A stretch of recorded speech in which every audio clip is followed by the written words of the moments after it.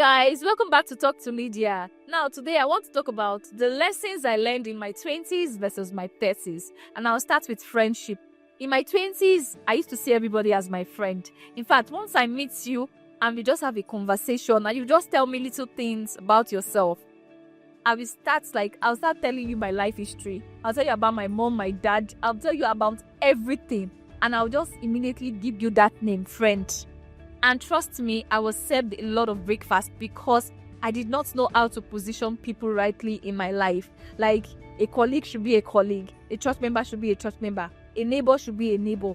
I grouped everyone. I grouped everyone then as my friend. And trust me, my heart has been broken so many times. But right now, in my 30s, friendship to me is mutual. It cannot be one-sided. I cannot be the one giving all. It has to be on both sides. And I've also learned to draw boundaries, of course.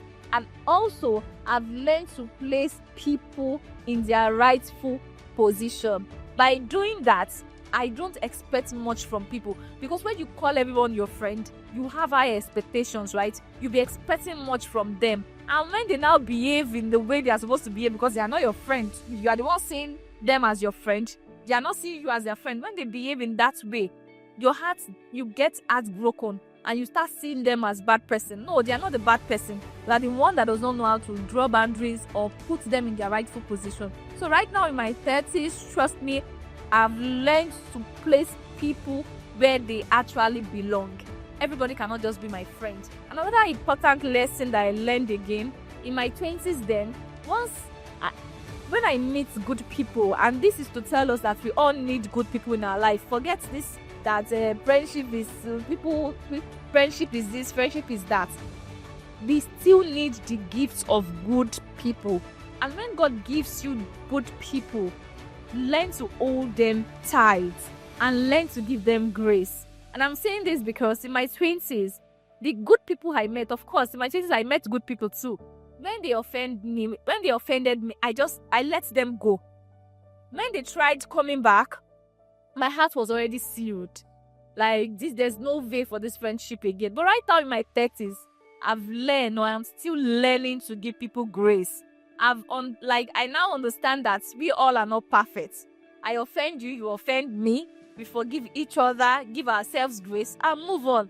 Remember, this is only for good people. Not people that are jealous, envious of you, and it's obvious that they are envious of you. No, I'm not talking about those kind of people. If God gives you if God opens your eyes to see the kind of person they are, the envious ones, just let them go. But you see those good ones in your corner, when they offend you, learn to give them that grace. Extend that grace to them as well. And also, I'd also expect them to give me grace as well when I offend them, because I'm also not perfect. So that's that about friendship. Now let's talk about finance. In my 20s, I used to spend. I don't have my husband gave me a name. I die. Like, I can make money right now and spend everything, exhaust every penny and not have anything to my name. Yes, I was that kind of person in my 20s. I'm that kind of person that believes that, see, if I spend it, I'll be broke. If I don't spend it, I'll be broke. So what's the essence of managing? I don't know how to manage. Like, I spend without saving for the raining day. But right now in my 30s, I am still learning to become a better person when it comes to my finance. I'm learning to track my expenses. I'm learning to have a budget. Right now, my earnings are already budgeted for this month. My earnings for this month has a budget already. In my 20s, I don't used to have a budget, and before you know it, I'll just see that did somebody steal my money? Have I misplaced the money? This is when I start checking my bank statement, and I'll see that, oh, you actually spent this money on this, you spent this on that. So right now, having a budget helps me know what I'm spending on, helps me have limits for spending in a particular month. Unlike in my 20s, where I spend without looking back. Like, I would have in my mind, I would say, oh, I want to do this. And by the time I get that money, I've spent that money on things that are not even worth it. And at the end of the day, I won't be able to do the major thing that I was supposed to do for that particular month. But right now, I have a budget template, not me having budget in my head. I have an Excel template where I have my budget from January to December this year. It's already in the workbook where, as I am every month, I set out the things that I want to achieve for that month, the amount I'm spending on each of them, and I am not spending beyond my budget. Also, about my finance, I've learned to draw boundaries, right? In my 20s, I could borrow on behalf of somebody. Like, that person can go and borrow elsewhere, but once they meet me for money, I wouldn't want to turn them down, right?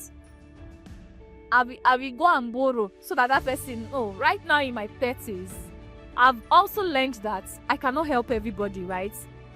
If I don't help you, another person would help you. If I have the capacity to help you, of course I would. But except it's life and death.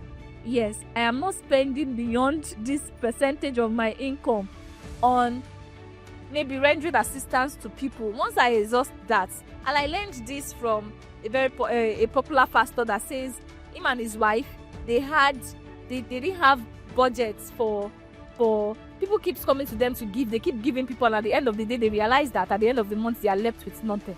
But when they decided to take their finances seriously, they had a budget for helping people for each month. And once they exhaust whatever amount they put in that budget to help people, if any other person is coming, they will tell them, oh, sorry, we can't do so.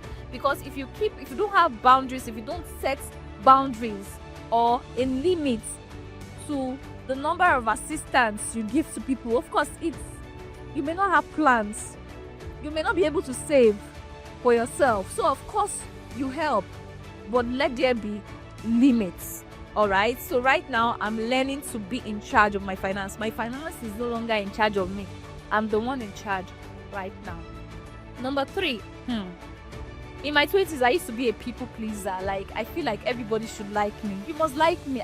So I used to try my best, go out of my way to please people, to make sure I'm in their good books, even when it's not convenient for me, even when I know that, no, this thing should not be done. Like, I would absorb a lot of things from people.